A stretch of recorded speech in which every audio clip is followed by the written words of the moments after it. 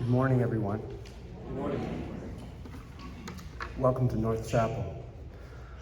My name is Michael Zsoldos, and I'm a member here, and I'm also a board member of the North Chapel, and we welcome you to our community this morning. Very glad to see you all. If you're new to North Chapel this morning, we invite you to sign the guest book at the back of the church before you leave. And large print orders of service are in the back of the church should you need them, as well as hearing assistance devices. I'm very pleased this morning to welcome my dear friend, pianist Eugene Uman, who I've been playing music with for about 20 years. And Eugene and I will be presenting the music of some songs of John Coltrane. And our minister, Reverend Dr. Leon Dunkley, will be giving the reflection today. I believe that Mary Blanton has an announcement to come up. Mary.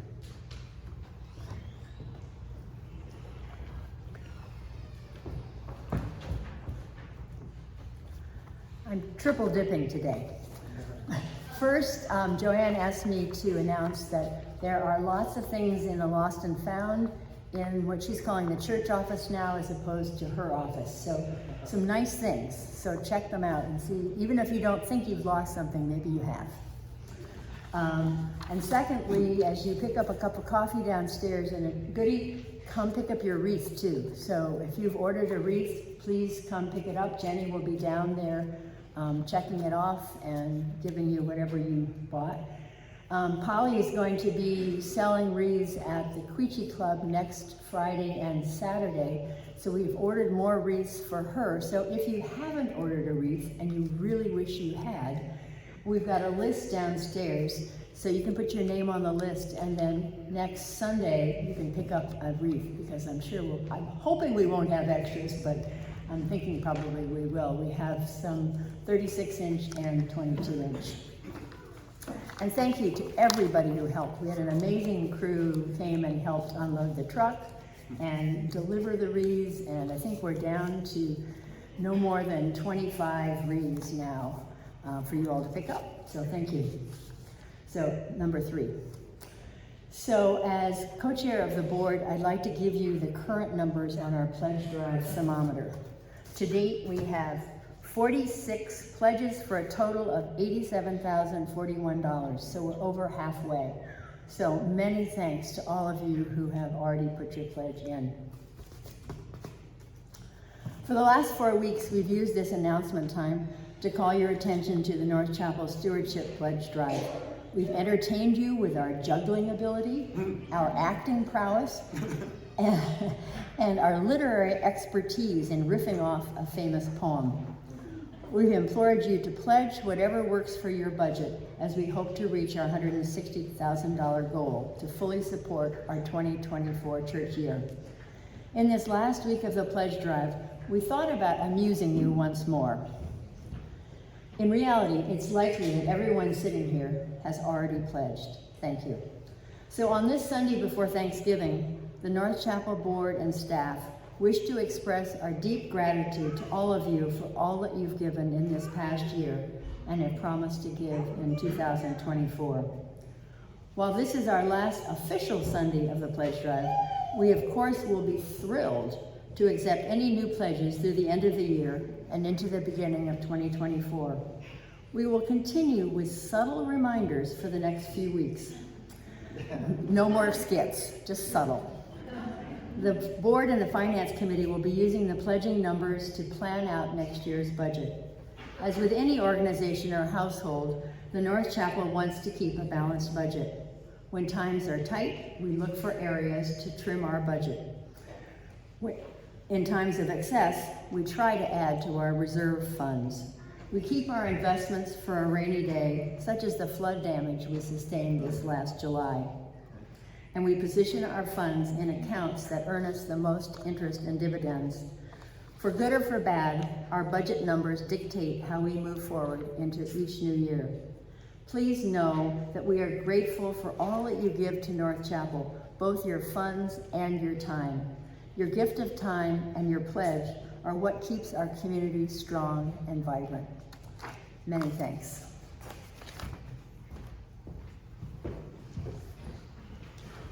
I believe that Polly Forcier also has an announcement. Polly, are you here? Okay.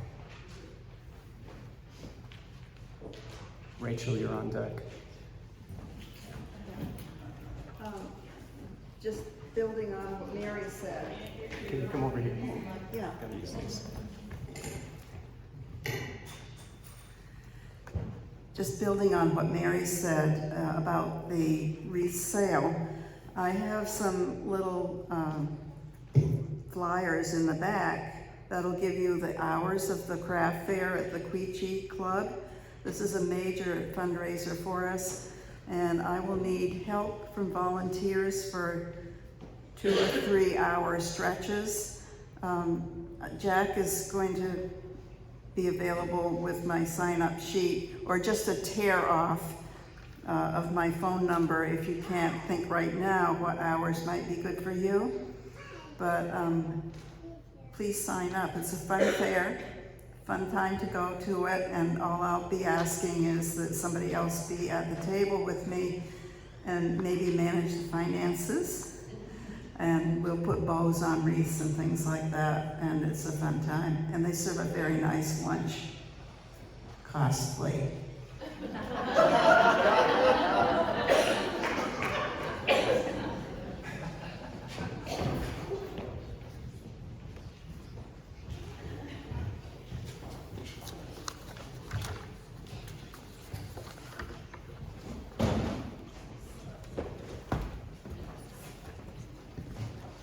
Hi everyone, I'm Rachel and this is Addie. Hi. And we are here representing Change the World Kids. Addie's going to give you a little information about our Holiday Hearts project, which is also described on the back of today's bulletin. We at Change the World Kids have this Holiday Hearts program with Upper Valley Haven to bring Christmas gifts to families in need. They look like this. They have like information about the person, and then you, if you can, take one and then get the gifts on the heart. Yeah, and there's more information, like I said, on the back of today's bulletin. We're gonna spread out the hearts downstairs on a table for coffee hour for everyone to take a look at. On the back of the heart, there is a Post-it with a place to write your name, phone number, and email. So if you take a heart, please put the information on the Post-it, and there's a basket downstairs labeled Post-its for Change the World Kids, and just put the Post-it in the basket so that we know that you've taken a heart. And then gifts can be returned to us. We're gonna put boxes outside of the church. It'll say Holiday Hearts, and the gifts can go unwrapped into the boxes as you get them. So we would appreciate any support. Again, we're just asking if you are able to take a heart, please do so, or perhaps you know someone who might be interested in participating and you might want to take a heart for them. But any help is greatly appreciated. Thank you. Good.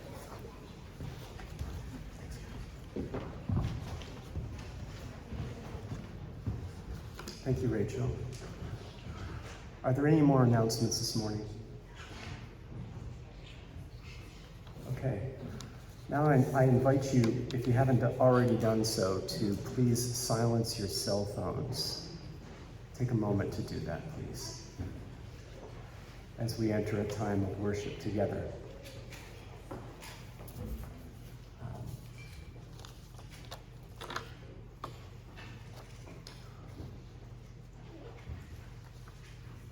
As I said earlier, Eugene Uman and I will be playing a few selections by saxophonist John Coltrane.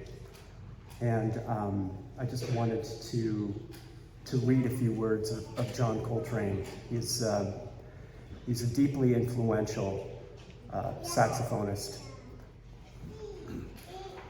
I want to be a force for real good. In other words, I know that there are bad forces, forces that bring suffering to others and misery to the world.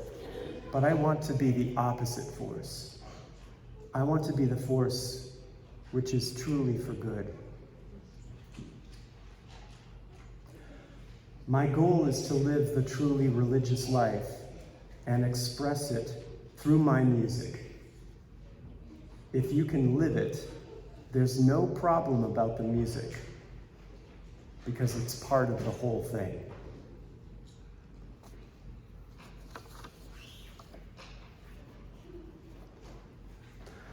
And now these are some of my own words. For me, playing music is a spiritual practice. It's a refuge from the incessant pace of modern life. The scales and chords we musicians play are a part of nature and the overtone series. I find comfort in that. The tools of our trade are the same tools hiding in plain sight and are available to every person since the dawn of time. The 12 pitches we use in Western music contain enough harmonic and melodic possibilities that yield new discoveries to me every day. I regard these discoveries as gifts to be shared, and sharing is how I reciprocate my gratitude for being a musician. Around the time I turned 17, I felt a calling and an obligation to use my evolving skills and broader knowledge to create community, bring healing, and do the least harm to the earth. I have used my musical knowledge to do some of this work, but I know that there is an enormous amount of healing work to be done.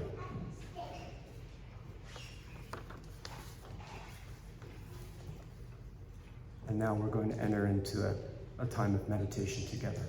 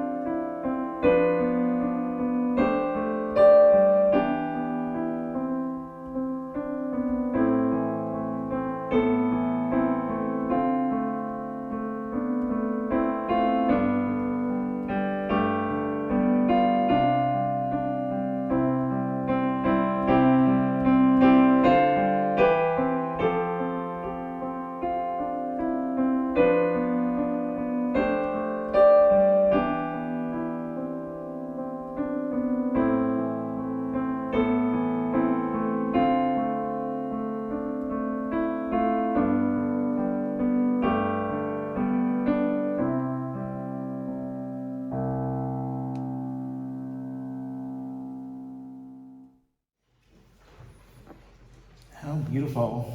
Thank you, choir. The giving of taking of thanks in a time of war.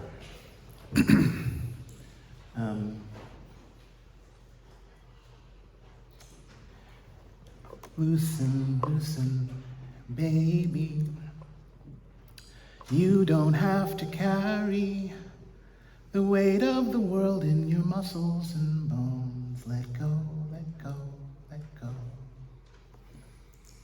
Good morning, friends. It's good to see you. What's up, my pals? I was watching the news and I couldn't help but notice that there were lots of fights down in Washington this past week.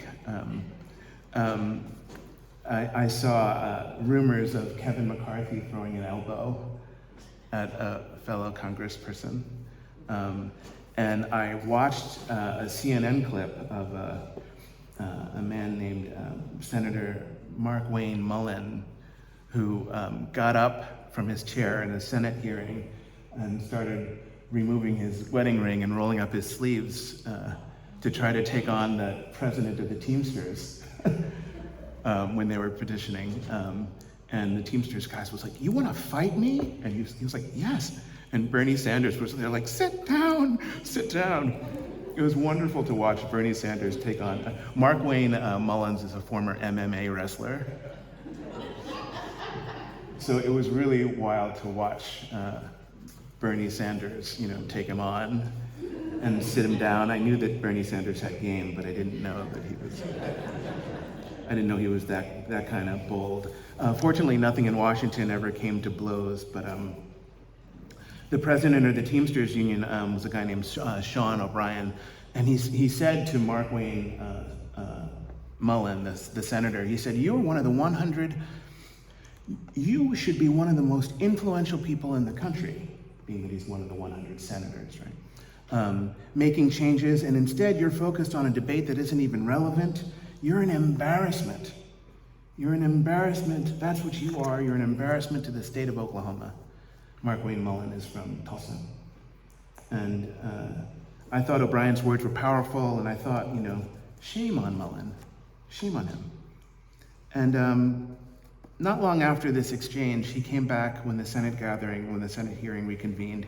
He came back and he had a few words to just clarify things, and he said, "Thank you everybody for being here. I want to make one thing clear. I'm not against the unions. Some of my best friends are in the unions. They work hard, they do a good job." But he said, "I started from nothing." He started a plumbing company with 6 people, and he grew it to 300 people, which is impressive. And they made their money by outbidding the union plumbers in Tulsa. So the union pipe fitters got very angry, and they ended up protesting him. So what's going on in the Senate floor goes back a ways, and it's quite personal. I thought it was courageous, although I don't agree with Mullin's politics. I thought it was courageous that he was ready to make that clear. And so I went to his website to find out what he was about, and I clicked on that first clip, that sort of introduction, "I am Mark Mullin." And I clicked on it, and it was a YouTube clip that was about 2 years old, and it says, "Well, no surprise, today, Alexandria Ocasio-Cortez and her socialist agenda and the radical far-left movement is trying to pass the Green New Deal. What does that do for America? Nothing." And then I clicked it off, and I thought, shame on Mark Mullin. And I started rolling my eyes. The Gandhi exchange I shared with you is about the generosity of spirit that allows us to see ourselves in one another. How do I see myself in the eyes of someone with whom I disagree? That's a big question for me. Loosen, loosen, baby. You don't have to carry the weight of the world in your muscles and bones. Let go, let go, let go. And the second part of that goes, holy breath and holy name. Will you ease this pain? Holy breath and holy name. Will you ease this pain? I was too much in the weeds back in my early seminary years, too much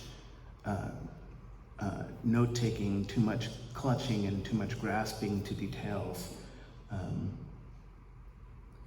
I was having a difficult experience, but I was trying my hardest. Reading too closely, perhaps. I wasn't getting all my reading done, which made me frustrated. I had a friend, I still have a friend, named Sarah Kerr. She's the founder and now the leader of a place called the Center for Sacred Death Care in Calgary. She manages beautiful and sacred passage from this world to the world hereafter. She was a member of a group, the school she went to was called, I think, the Institute for Integral Studies.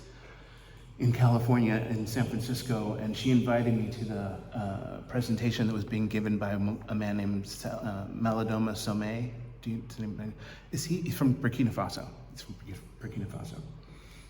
This African spiritual leader came in and talked about the fact that we have these two different kinds of attention that we can, with which we can sort of grasp and understand the world. And he was asking us to loosen our grasp on the specific things. He asked us to not take too tight a witness, not clutch on to the facts and think that only the facts are important. And Sarah was right there next to me writing all of this down. She's a much better note taker than me. So I decided to not take notes and to listen. And then I would ask for the notes afterwards. And Malidoma said, try to keep a soft grasp and a broad awareness of what's going on around you. And Sarah wrote it down. And then he said, try not to take notes about everything that's said. And Sarah wrote it down. And I pointed to it, and Malidoma Somé saw me point to it, and Sarah burst into laughter. And we all had a great time of it. But I was too much in the weeds. So I, with a friend, Neil, who's been here, Neil Anderson, big, tall Neil from Canada, I went to Point Reyes. I don't know if anybody's been there. It's a beautiful location north of San Francisco and west of San Francisco, if you can believe it. It's really out there. It's reaching into the Pacific Ocean. And Neil and I ran out into to dare the waves, because the waves were all coming crashing in, and we really needed that expanse. Having been focused in our books, we really wanted to run out into the world and run around in it. So we dared the waves, but the waves were too irregular for our strategies. So we would run in to catch a wave, and then a wave from the north would come in and surround us, so we'd get a little wet. And then we'd go down a ways to maybe a safer location and dare the waves, and then a wave from the south would come in and soak us down a little bit and get us wet. So we decided to get out of there because we were losing against the waves. We found a lighthouse, maybe a mile or so to the south in the distance. We walked down to it, never looking back. We walked up maybe, 400 or 500 feet into the air. And then we got to the lighthouse and we noticed the rust on the doorway, on the doorknob, and we noticed the decay around the hinges and how the lighthouse itself was stained and weathered with time and wound, like Neil and I. And so we were remarking about the specifics of all of that, and then we looked out at the ocean and we saw what lighthouses see. They stare out at a vast expanse, for a long time, for many years. This one particular lighthouse was looking out at the Pacific Ocean for more than a century. It was built in 1870. So we just thought that was amazing. And then we looked back down at the waves that had been crashing all chaotic and unpredictable all around us on the beach. And from a distance, it was very clear that they were all moving absolutely uniformly to the sea. But we were at too close a distance to notice their pattern and their regularity. It's important to hold on to the pattern and the regularity sometimes, especially in times of conflict, and we're in one of those now, right? This is a time of conflict. We're in it now. But the great sages would sing that we have seen it before in times of great sorrow, that human compassion is going to flow from a well that has long run dry. And we might not have access to the reality of this because we're on the beach and the waves are crashing around us. But if we get a little bit of distance, we will see that we have seen it before in times of great sorrow. We will see that human compassion will flow from a well that has long run dry. I took the picture that's on the cover of your orders of service this morning. Does anybody recognize it? I took the picture years ago now on the civil rights Living Legacy Tour of the states of Mississippi and Alabama. It's a program that's run by the Unitarian Universalist Association, and if any of you are interested, please tell me, because it would be a fun trip to take together. It's not cheap, but it's worth it. We placed the photograph on the cover of this order of service this morning in celebration of an anniversary. It's of a musical anniversary, actually, if you will. A short walk down the road of common understanding tells us all that we need to know. It tells us that Alabama, apart from being just a state, is also a piece of music that was composed and recorded by John Coltrane. It was recorded on November the 18th in 1963, so 60 years ago yesterday. John Coltrane and pianist McCoy Tyner, bassist Jimmy Garrison, and the drummer Elvin Jones recorded it in 2 takes in the Van Gelder studio in Englewood's Cliffs, New Jersey. According to the Wikipedia entry, The Road of Common Understanding, quote, "It is widely believed that John Coltrane conceived of and performed this composition in response to the 16th Street Baptist church bombing that took place in September 15th in 1963. An attack by the Ku Klux Klan in Birmingham that killed 4 African-American girls, Addie Mae Collins, who was 14, Cynthia Wesley, who was 14, Carol Robertson, who was 14, and Carol Denise McNair, who was 11. Jazz historian Bill Cole states that Coltrane composed Alabama as a memorial for these 4 victims. The date of the first recording, November 18, 1963, was 64 days after the bombing and 4 days before the assassination of John F. Kennedy. Cole asserts that the melodic line was developed from the rhythmic inflections of a speech that was given by Martin Luther King. Bill Cole lives here in Vermont. You know him, Peggy. I talked to him this morning. He wishes us well. He would say hi to you if he knew that you were here. I told him what we were doing, and he said, "That's a great idea." And then I hung up the phone. I was like, "I gotta get ready. I'm not even dressed yet." And I hung up the phone. And the phone rang again. He was like, "Hi." And I was like, "What?" And he said, "I just want you to know that what you're doing really affected me." And then he was silent for a while. And I heard the tears. It's a powerful memory, powerful man. So thank you for your work, Bill Cole. Thank you for your memory. Thank you, Addie Mae Collins, Cynthia Wesley, Carol Robertson, and Carol Denise McNair.